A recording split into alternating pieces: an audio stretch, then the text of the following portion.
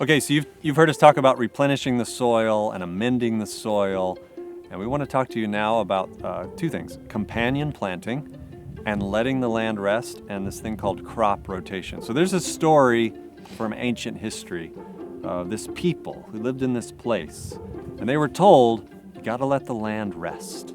You got to let the ground rejuvenate. Otherwise, if you just take, eventually the soil will have no nutrients and everyone will die. Okay? So they didn't listen. And then the king comes along and basically says, everybody has to get off the land. The soil has to rest so that it rejuvenates and comes back. So that idea is this. We can't keep taking from the soil, and you can't keep growing the same thing from the same soil because it takes nutrients that something else may replenish. So there's a big lesson in letting the land rest. I think the age-old story is every 7 years, do some crop rotation. For us, we do it every season. So if the flowers were in this bed this year, next year it's going to be tomatoes. The next year it's going to be potatoes. Or whatever we're planting in that season, we're always mixing it up. And some of our areas, we're actually letting the land completely rest so that we're not growing something in that bed. We'll grow something in the next season or maybe the next year, and we just keep rotating like that. So that's kind of some of the gist of letting the land rest. And it kind of teaches you patience. And you're like, well, why can't I my tomatoes grew perfect here last year. Why would I change that? But there's something in that lesson. And share with us more on companion planting.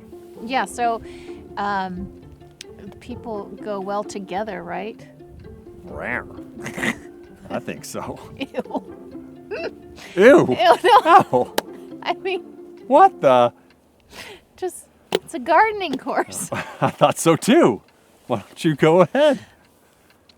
Resetting. Talking about companion planting, it's much better when you have a buddy to be next to you, right?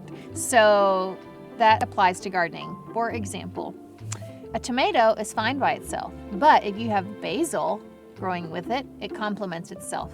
They take different things from the soil so they don't rob from each other, and they actually help. For example, the basil helps to attract some pests, different things like that, so it keeps your plants healthier.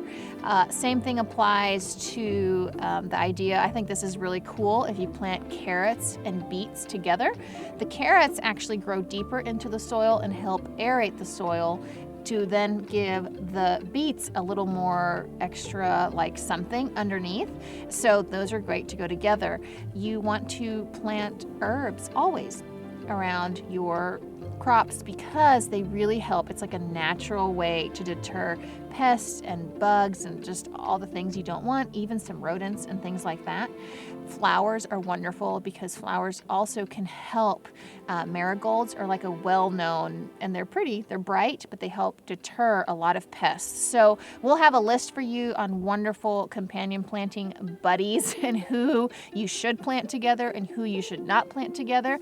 It does not need to be complicated. It's just something to refer back to be able to know like what you should or shouldn't do. So, yes. So, am I a beet or a carrot? Am I your beet, or you're the carrot? Or? I like carrots better, so I'm the carrot. Oh, okay. Is there more to that? You're trying to be more in depth, or? No, Okay. that's fair.